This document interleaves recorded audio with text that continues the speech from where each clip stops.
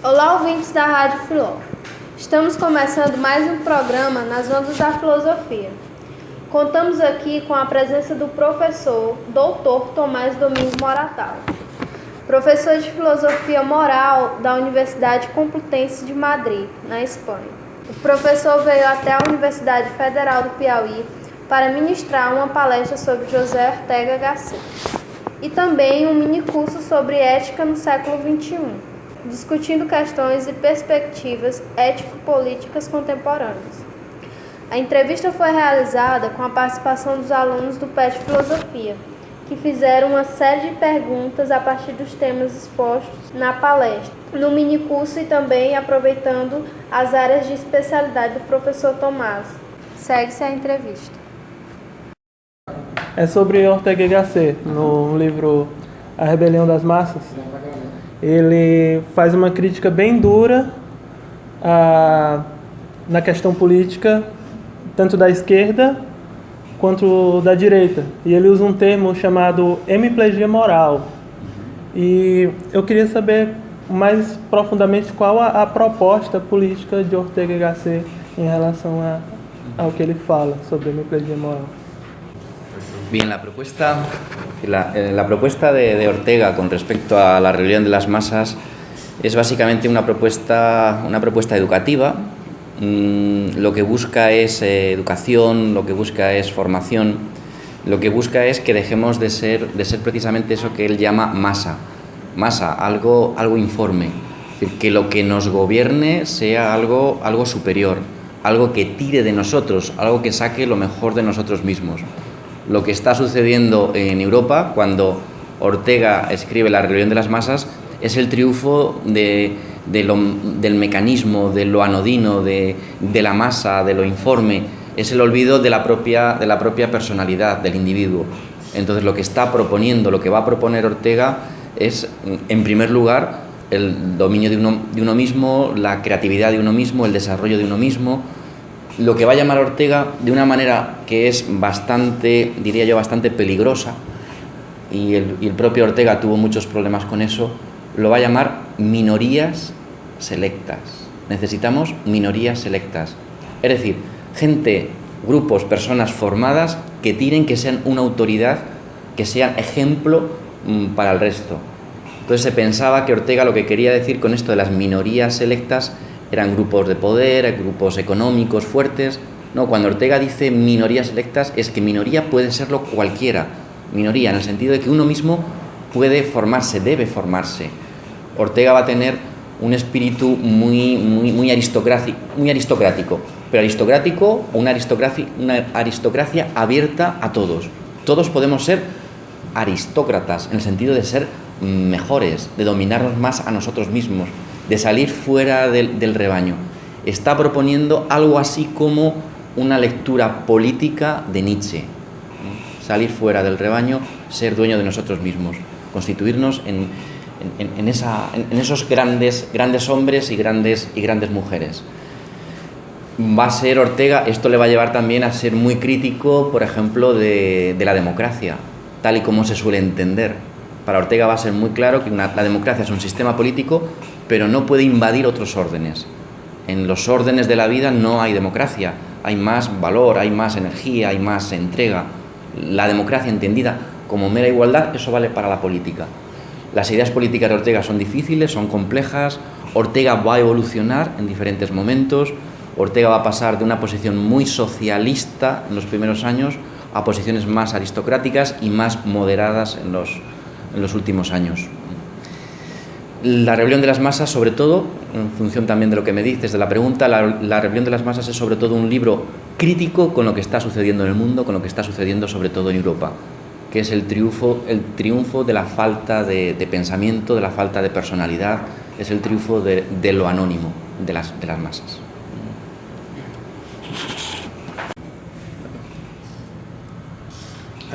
Minha pergunta também é sobre o Ortega y Gasset. É que nas suas palestras eu vi que você comentou que a filosofia do Ortega é parecida com a do Heidegger, e eu gostaria de saber melhor os principais pontos que que se diferenciam na filosofia da técnica do Ortega, se ele tem uma visão como a do Heidegger de que a natureza é usada como fundo de estoque, reserva, ou se ele é mais otimista quanto a técnicas.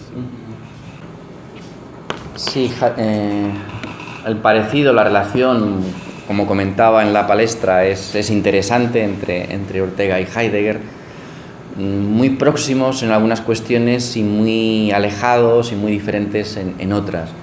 Probablemente una de las cuestiones fundamentales, de las más interesantes, sea la relación que tienen los dos con la técnica, la filosofía de la técnica. Yo creo que la filosofía de la técnica de los dos es radicalmente distinta. Si el gesto, la actitud, el talante que tienen los dos es muy distinto. Para Heidegger, como decías en la pregunta, es muy negativo con respecto a la técnica. La técnica es algo que va a dominar nuestro mundo, que domina la naturaleza y domina incluso al propio ser humano, aplasta al ser humano. Estamos envueltos en lo que llamaba Heidegger la Gestalt, ¿no? Es una disposición del mundo, es una forma de vivir, una forma de habitar, y eso nos inunda. Ortega es muy distinto. Para Ortega parte sobre todo de análisis más antropológicos. Para Ortega la técnica es algo que hace al ser humano. El ser humano es lo que es gracias a la técnica.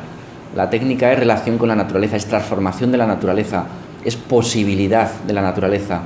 La técnica es aquello que nos va a permitir también vivir bien, vivir mejor. La técnica es el esfuerzo por ahorrar esfuerzo, dice Ortega. La técnica significa para Ortega posibilidades. Podrán ser luego positivas, negativas, pero de entrada es posibilitar, crear posibilidades, crear formas de estar, crear formas de vivir. La tecnología es un reflejo, por decirlo así brevemente, de la creatividad humana.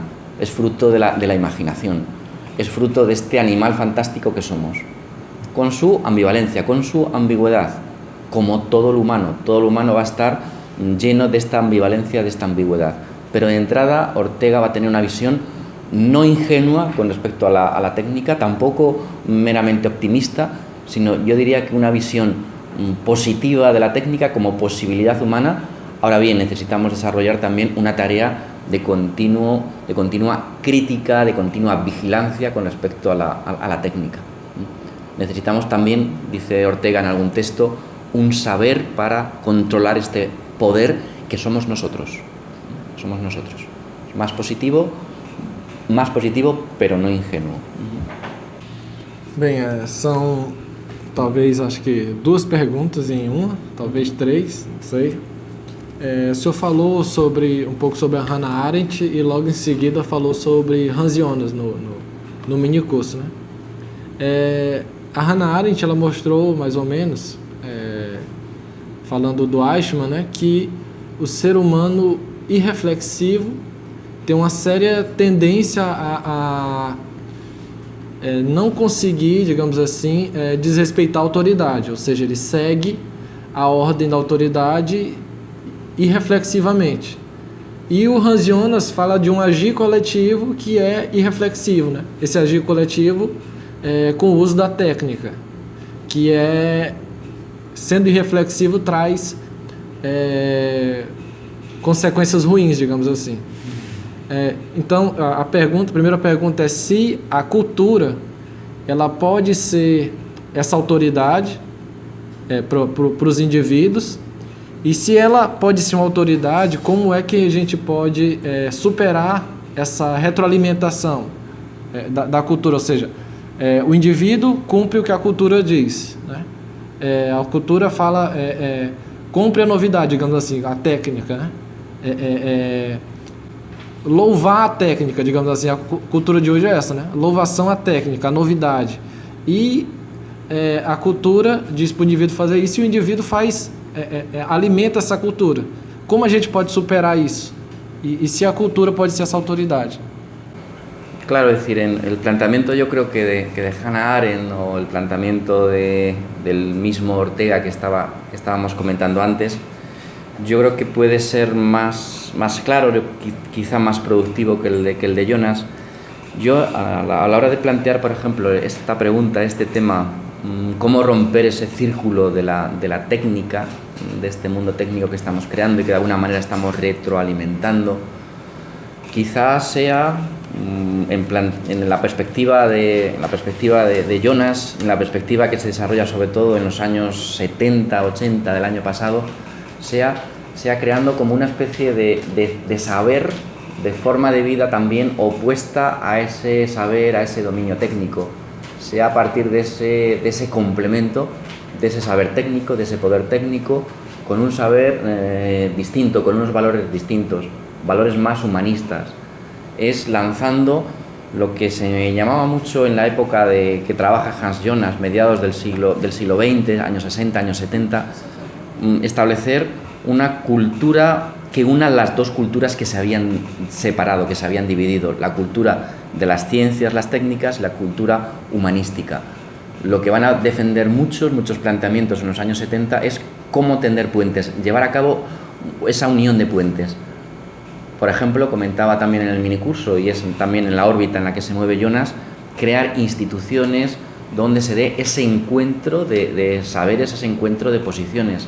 Por ejemplo, Jonas comentaba, va a ser uno de los que va a impulsar un centro muy importante en Nueva York sobre estudios de bioética, como trabajo interdisciplinar, crear un puente entre disciplinas médicas, científicas, técnicas y disciplinas humanísticas.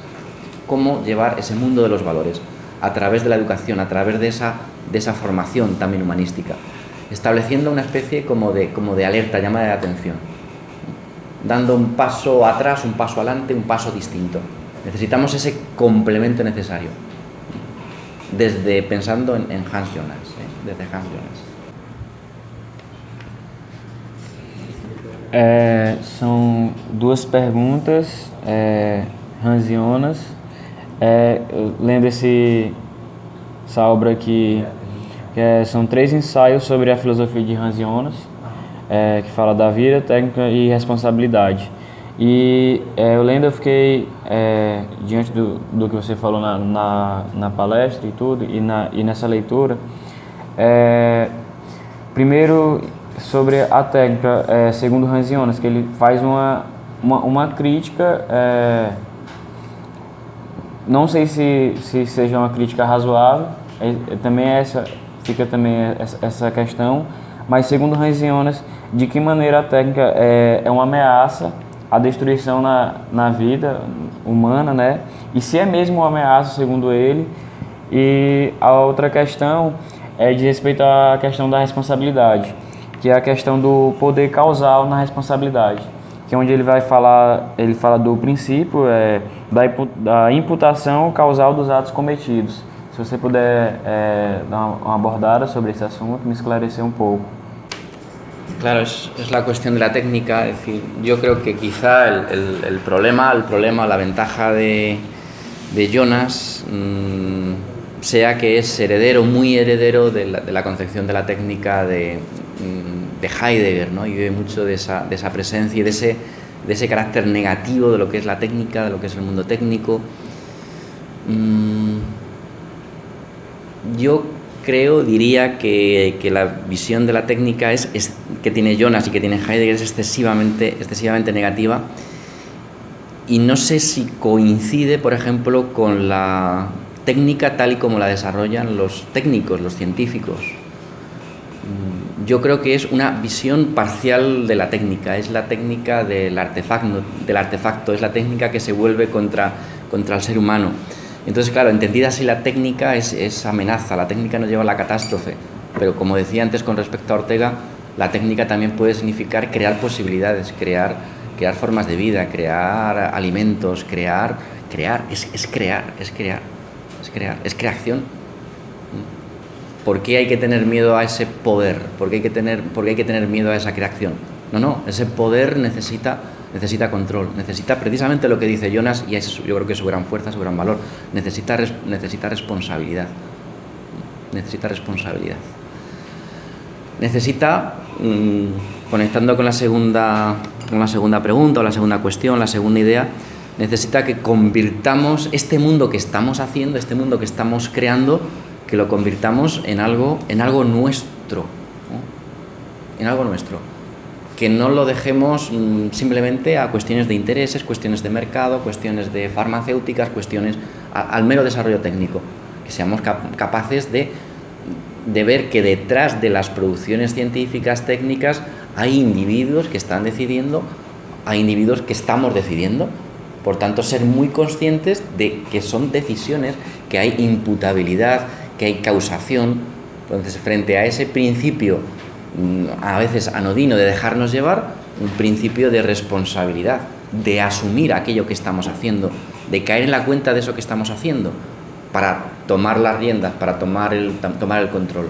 No pensar como se pensaba antiguamente, o algunas posiciones que también se dan en el mundo de la ciencia y la técnica, que el desarrollo científico y técnico va a ser siempre necesariamente positivo.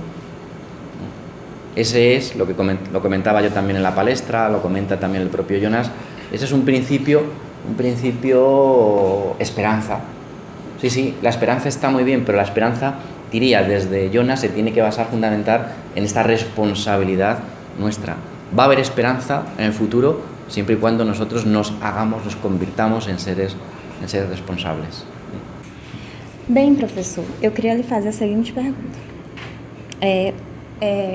Sobre Hans Jonas. Ele faz uma crítica ao imperativo categórico kantiano.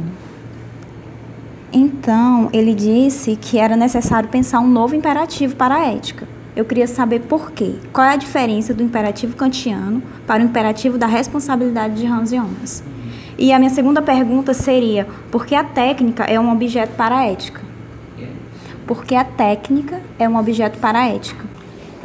Bien, contestando casi a las dos preguntas a la vez. Básicamente, Jonas se sitúa, sí, en tradición kantiana, en el sentido de que le interesa el mundo de la ética, el mundo de la filosofía práctica. Incluso se podría interpretar la filosofía kantiana básicamente como una filosofía práctica, donde la prioridad es de la ética, como en Jonas.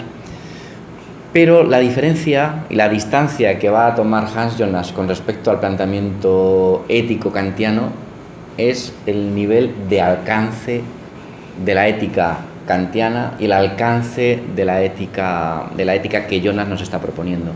El diferente alcance que tiene el imperativo categórico kantiano y el imperativo de la responsabilidad de Jonas. ¿Dónde está esa diferencia? Kant, cuando está pensando su imperativo, habla de las personas, yo, tú, nosotros, por decirlo así, de las distancias cortas. Es una ética de las relaciones personales e interpersonales. El planteamiento de Jonas, sin negar el planteamiento kantiano, va más allá, el alcance va a ser mayor.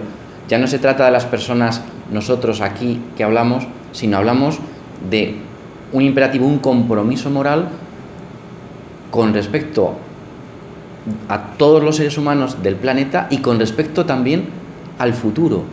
Es decir, el alcance es muchísimo mayor y es muy diferente. Y este alcance, precisamente es que vivimos en la época de la globalización, que precisamente uno de los motores, una de las causas de esta civilización global que tenemos ha sido precisamente la técnica. Por eso, si tenemos una época, una sociedad globalizada, donde la técnica ha sido el protagonista y ha sido la impulsora de esta globalización, necesitamos una ética distinta. La ética antigua no nos vale en determinado ámbito, nos vale en el desarrollo personal, en el desarrollo individual, pero la ética que necesitamos hoy en día ha de ser una ética global. No se trata, y eso es interesante, no se trata de que esté compitiendo la ética de Jonas con la ética de Kant. Lo que Jonas dice, no, la ética de Kant tiene un lugar, pero hoy en día en nuestro mundo, además de ese lugar, necesitamos plantear las cuestiones éticas en otro marco, en otro ámbito. Es el ámbito mayor, el ámbito, por utilizar la palabra de Hans Jonas, de las generaciones futuras. Eso es algo que cae fuera de lo imaginable en perspectiva kantiana. Es una ética distinta, se mueve en un mundo distinto, en un mundo técnico, en un mundo tecnológico. A minha pergunta é baseada sobre o problema do sujeito irreflexivo da Hannah Arendt e sobre o problema do domínio da técnica na nossa vida cotidiana. Assim, pensando pelo lado de que a técnica tem se infiltrado no cotidiano da gente, que nós não temos conseguido de fato fazer uma separação entre o que é necessário para a nossa vida e o que é plenamente só a técnica sendo dominante dos nossos sujeitos e tal. É possível que com um sujeito reflexivo, dentro desse problema da técnica, ele possa potencializar digamos que o seu mal naturalizado, ele pode potencializar ser cruel, por exemplo. Eu no sé si lo expliqué direitinho, mas deu... Claro, es un poco también lo que antes comentaba. La técnica nos lleva a este mundo también irreflexivo, el mundo básicamente también en el que estamos controlados por las propias máquinas, ¿no? Por emplear un poco esa expresión. Los propios artefactos, el celular, por ejemplo, es decir, cualquier cosa, nos hemos convertido, como dices, en esclavos de ello. Y no sabemos muy bien por qué lo utilizamos. Yo creo que el salto, lo que debemos hacer, lo que habría que proponer es lugares, momentos de reflexión, es decir, que aparezca que esto es un instrumento que estoy utilizando yo, que yo en algún momento también pueda desconectarlo, pero ese poder de desconexión, de apagarlo, de cerrar el celular, viene precisamente, yo creo, de otro lado, viene del ejercicio del juicio, del ejercicio de la reflexión, viene de otros hábitos mentales diferentes a los hábitos mentales que provoca o que produce muchas veces la ciencia y la técnica. Necesitamos una formación distinta, necesitamos, por ejemplo, leer, conversar con otros. Eso no es técnica, eso no es tecnología. Necesitamos esa formación del juicio reflexivo para acabar con lo irreflexivo. La cuestión es cómo en sociedades complejas, sociedades como la nuestra, lo hacemos. Por ejemplo, cuando en las aulas, cuando enseñamos filosofía, cuando enseñamos cualquier cosa, vamos a utilizar muchas veces también los propios artilugios, los propios artefactos técnicos, vamos a utilizar pantallas, vamos a utilizar imágenes. Por eso es muy importante cuando utilizamos todo este tipo de artilugios, de artefactos, de máquinas, que pueda haber momentos de pararse, de reflexión, momentos incluso a veces que pueden ser muy revolucionarios, por ejemplo, en un aula, en una actividad, que sean momentos, por ejemplo, de silencio, de callar, de no tener imágenes, momentos de apagar el celular, de desconectarnos. Es muy interesante hacer esa experiencia de soledad, por decirlo así. Frente a esa experiencia que muchas veces estamos tentados siempre de estar comunicados y estamos muchas veces dominados, envueltos, que si redes sociales, pues hacer el esfuerzo del silencio, de la desconexión. Desconexión, también esfuerzo de reflexión, y utilizando una expresión de Ortega que puede ser interesante, un momento también, no sé si se entiende bien en portugués, de ensimismamiento, de volver a sí mismo, de ensimismamiento frente a vivir siempre, la expresión que utiliza Ortega, alterados. Entonces, frente a la alteración, momentos de ensimismamiento. Y necesitamos el doble movimiento de ensimismarnos y vivir en lo otro alterados, pero necesitamos esos momentos de ensimismamiento, de dejarnos a nosotros mismos, de estar nosotros mismos. Y eso es difícil en una sociedad, en una cultura a veces como la nuestra. Professor, o senhor falou sobre a técnica em Ortega y Gasset, né? E pelo que eu estudei em disciplinas, né? Eu vi que para ele a técnica é algo que o homem impõe, né? Para tirar dali as necessidades dele, enfim. E o senhor também acabou de falar que são possibilidades, né? Então, eu queria saber aonde fica a preocupação, né, ou a responsabilidade com essa natureza, com esse meio ambiente, digamos, em que o homem vai se impor nela e tirar para suprir as suas necessidades. Então, nesse caso, como fica a questão do meio ambiente mesmo, da natureza? Claro, es decir, en Ortega, cuando Ortega habla de la técnica, un tema complejo, complicado, claro,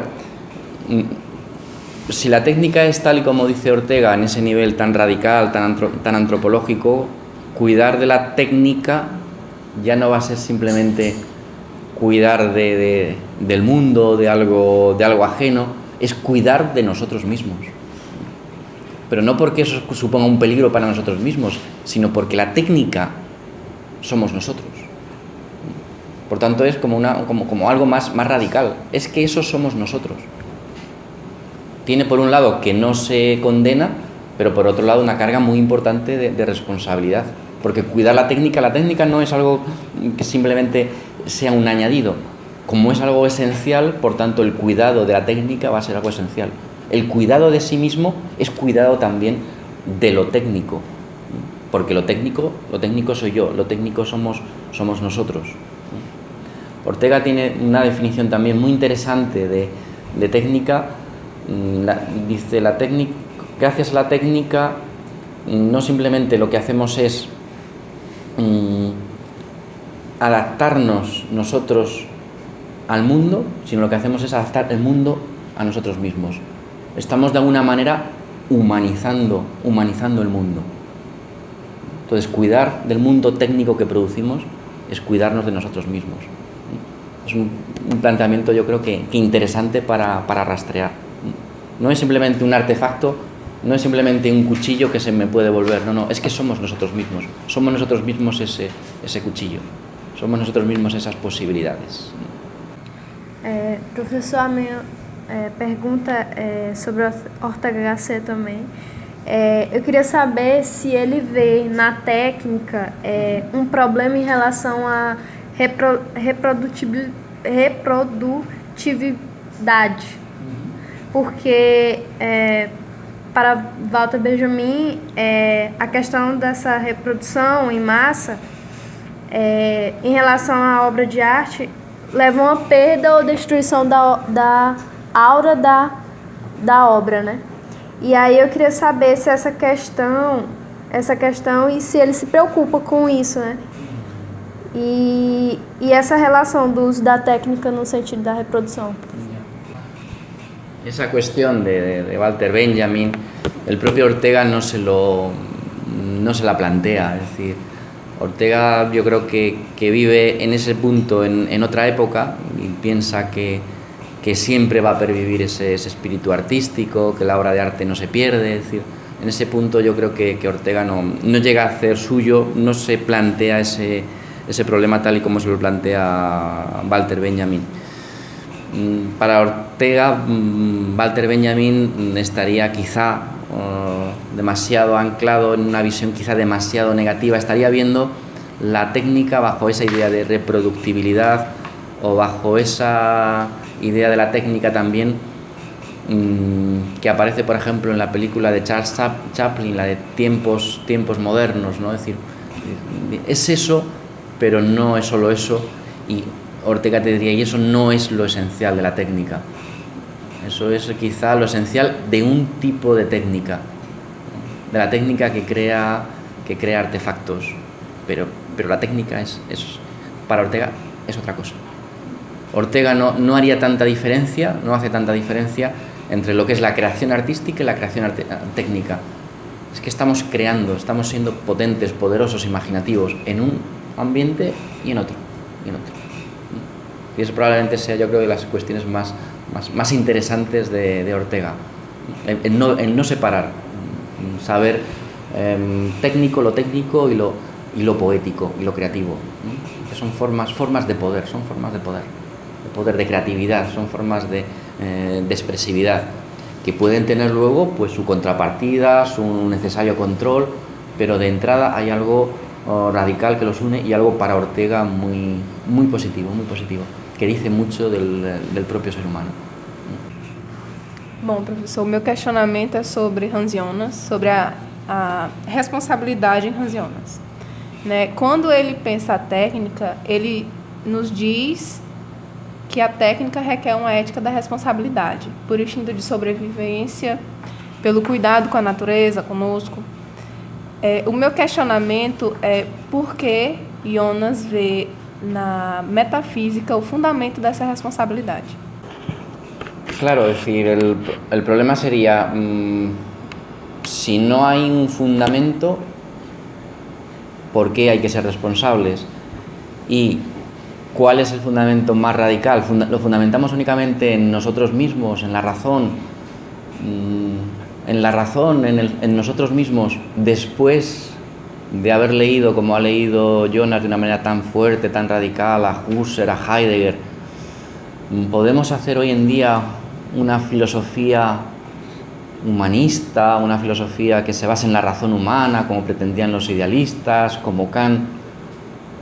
El fundamento debe ser otro, más radical, más fundamental, para no caer en lo arbitrario o en lo que ya los propios filósofos, sus propios maestros han criticado y han cuestionado.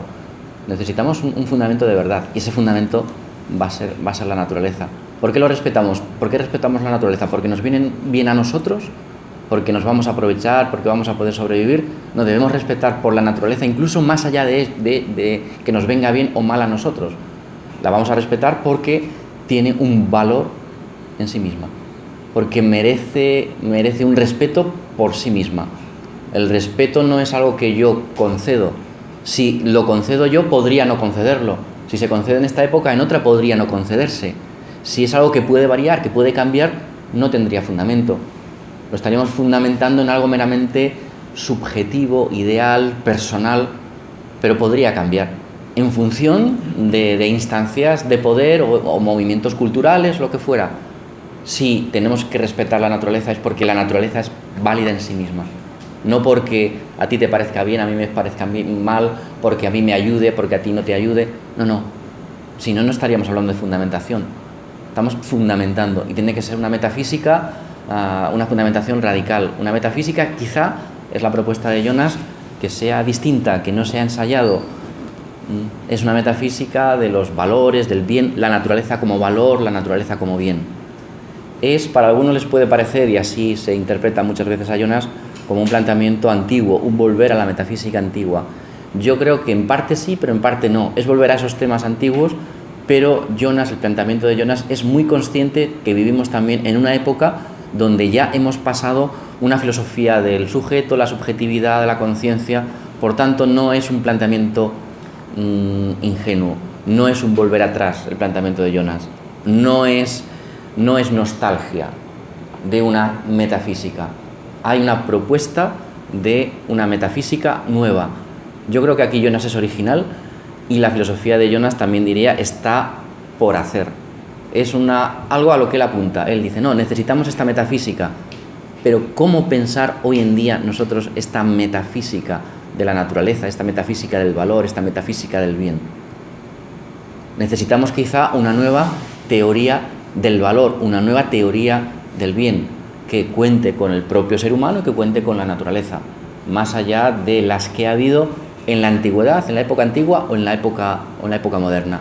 La época antigua porque quizás ha sido demasiado realista, ha visto el valor fuera del ser humano, y la época moderna porque ha sido demasiado idealista en la conciencia. Entonces, ¿qué va a hacer Jonas? No es que la vida humana es vida en el mundo, es el mundo en la propia realidad, es esa imbricación, esa relación entre la propia naturaleza. Entonces, la teoría del valor debe corresponder a este carácter corporal, carácter vivo, a este estar dentro de la naturaleza. Una nueva teoría del valor, del propio ser humano vivo, corporal. Esto es algo que empezó a plantear la teoría de los valores a comienzos del siglo XX. Lo que pasa es que hizo una teoría de los valores demasiado alejada del ser humano, demasiado ideal. No, pero los valores quizá están ahí, y están en la naturaleza, y están en el propio ser humano, y en el ser humano como cuerpo, como vida. Eso es, yo creo, que a lo que Jonas está apuntando. No lo llegó, yo creo, esa sería mi crítica, no lo llegó a plantear, a desarrollar. Es la propuesta de Jonas para seguir pensando con Jonas, con otros autores y nosotros mismos, con los planteamientos de nuestra época. A minha questão já é mais atual, mas numa questão cosmopolita, no contexto que se insere as relações internacionais que hoje estão em guerras, como por exemplo o Oriente e o Ocidente. Então, como fundamentação da minha pergunta, o Derrida ele coloca essa ideia de que esses terroristas o terrorista pro americano é o do Oriente, só que em contrapartida, se for no Oriente, os terroristas são os americanos.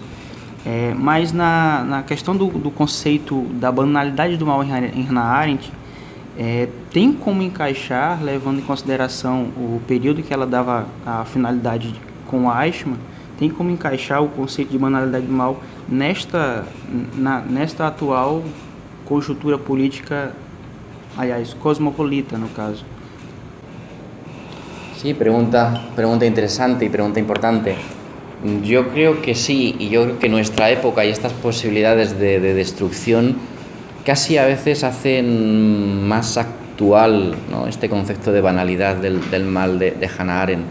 Si uno piensa en cuando Hannah Arendt está pensando en el concepto de banalidad del mal, está pensando en Eichmann, un hombre burócrata, un hombre mediano, un hombre mediocre, que es capaz de producir el mayor mal.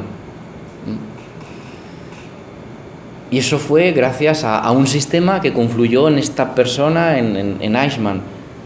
Hoy en día, lo que me estás comentando, vemos que cualquier persona puede crear una bomba, puede producir un artefacto, puede provocar un conflicto, puede entrar por cualquier acto, por cualquier gesto sencillo, simple, como es crear una bomba, lanzar un camión contra un conjunto de personas, matar a muchas personas.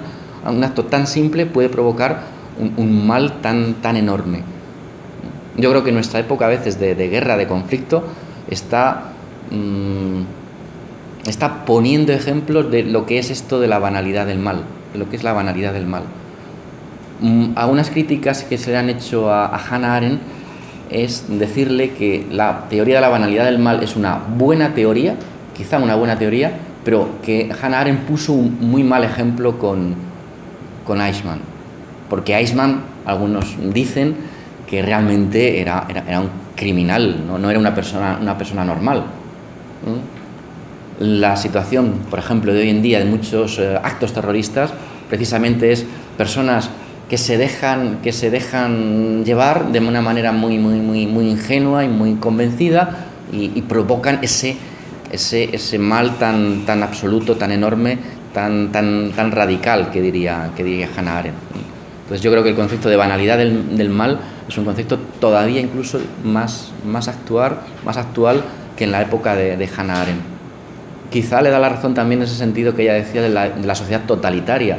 No podemos pensar que el totalitarismo fue algo que sucedió, que pasó en Europa en unos años. Quizá a veces nuestras sociedades, unas y otras, están produciendo de alguna manera totalitarismo. Y están produciendo precisamente que la banalidad del mal se ejerza. ¿Cuál sería, al menos esa sería mi propuesta, ¿no? Es decir, hacer frente a esta banalidad del mal con esa banalidad del bien? Es que lo mismo que es fácil esos gestos que destruyen, quizá también es fácil esos gestos que crean vida, que construyen. Entonces, a lo mejor lo que tenemos que hacer es orientar nuestra educación, nuestra política, no a continuar y repetir lo que va a tender hacia la banalidad del mal, sino ver cómo podemos construir esa banalidad del bien. Un mundo más pacífico, más justo, que no sea tampoco ingenuo, reconociendo la dificultad, reconociendo los conflictos, reconociendo las situaciones de crisis, pero respondiendo adecuadamente, no a través de la violencia, no a través de la guerra.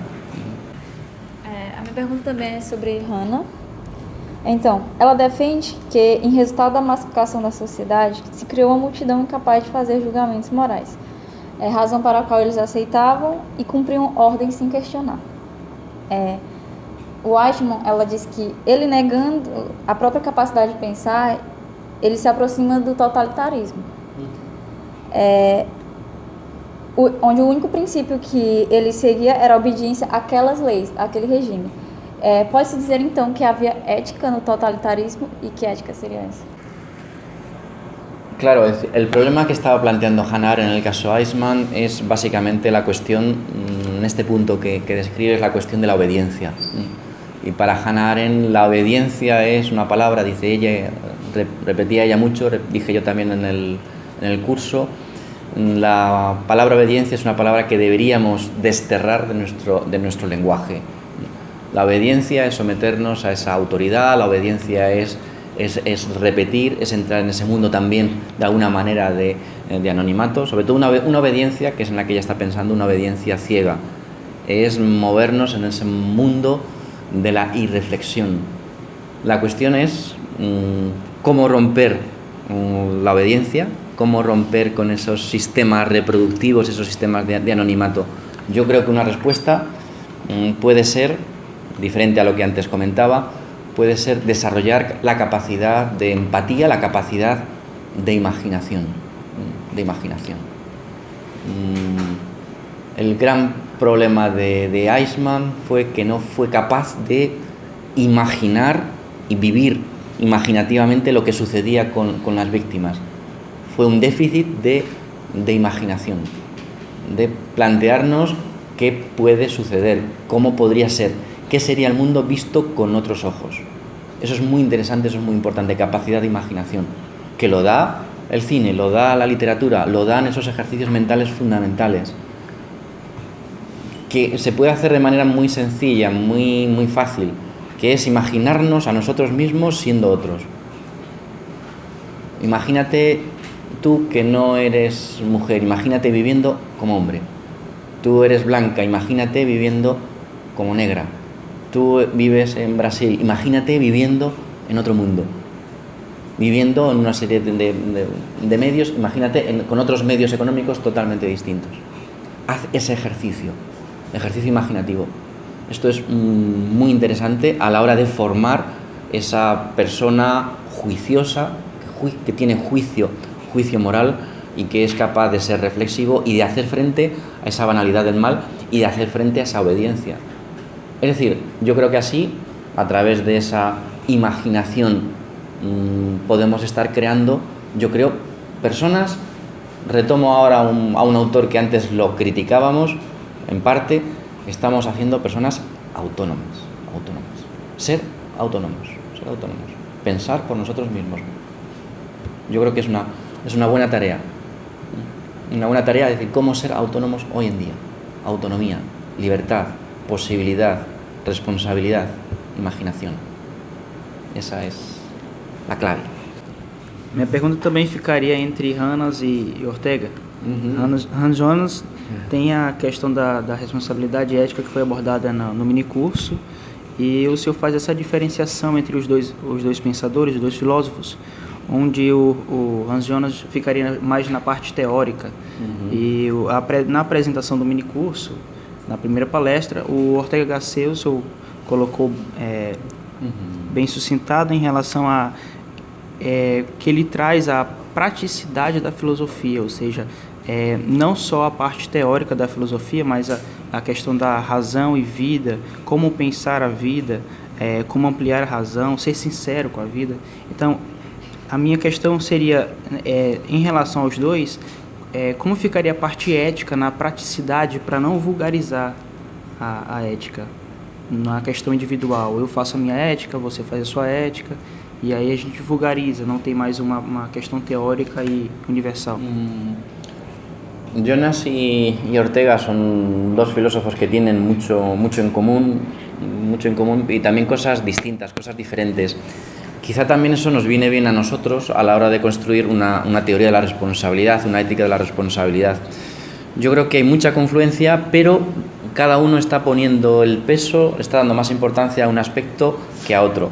Ortega le va a dar más importancia al aspecto más individual, más personal, para salir a esa situación de masas, esa situación de anonimato, más cuidado del alma, construirnos una figura de nosotros mismos.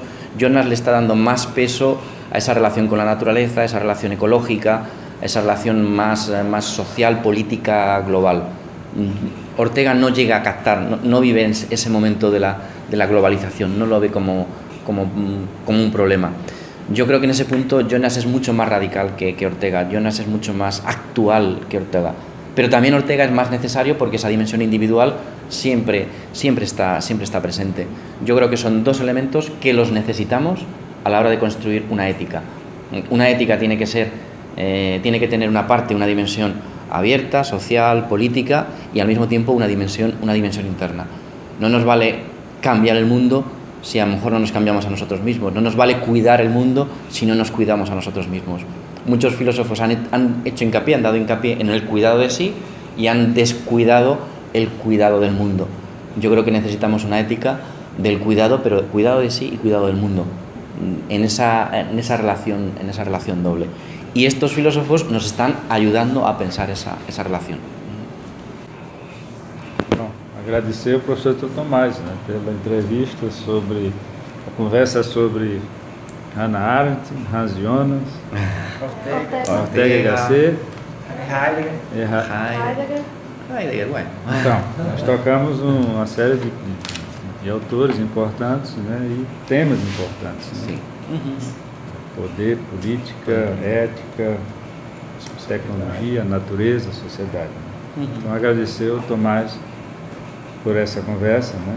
E também dizer que ele venha outras vezes para cá para a gente a seguir leyendo, seguir trabajando. Y lo interesante a veces de estas tradiciones de pensamiento es que son textos, pero son textos que nos pueden enseñar cosas de la vida, ¿no? Entonces leer los textos pero siempre mirando a la vida, porque muchas veces nos quedamos en comentarios, análisis, que sí de Heidegger, Ortega, sí, pero Heidegger y Ortega quieren apuntar a la vida, vamos a que ellos nos iluminen más la vida, no perder de vista la vida, nuestros problemas, y saber conectar esa vida, nuestra vida, con los problemas.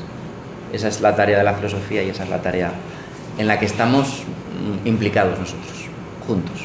Y muchas gracias, obrigado por estar aquí, por vuestra presencia y vuestras preguntas. Obrigado.